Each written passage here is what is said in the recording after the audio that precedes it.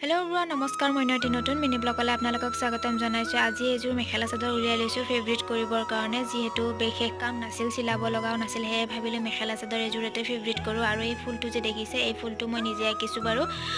নাজানো মেখেলা চাদৰ উঠালে কেনেকুৱা হয়।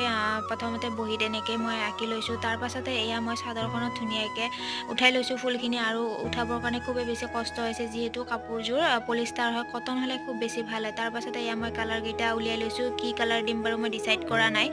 তাৰপিছত যে এনেকৈ মই ফ্ৰেমত ভৰাই লৈছোঁ, যিহেতু কাপোৰযোৰ পলিষ্টাৰ হয়, মানে আঁকিবৰ কাৰণে খুব বেছি কষ্ট হৈছে। তাৰপিছত মই আঁকা ষ্টাৰ্ট কৰিলোঁ বাৰু। আৰু এয়া মই এনেকৈ কালাৰটো মিলাই দিছোঁ। কেনেকুৱা লাগিছে ক'বচোন বাৰু। এইবিলাক কাম কৰি মই খুবেই বেছি ভাল পাওঁ জানেনে, আৰু কোনে কোনে ভাল পায় ক'বচোন বাৰু।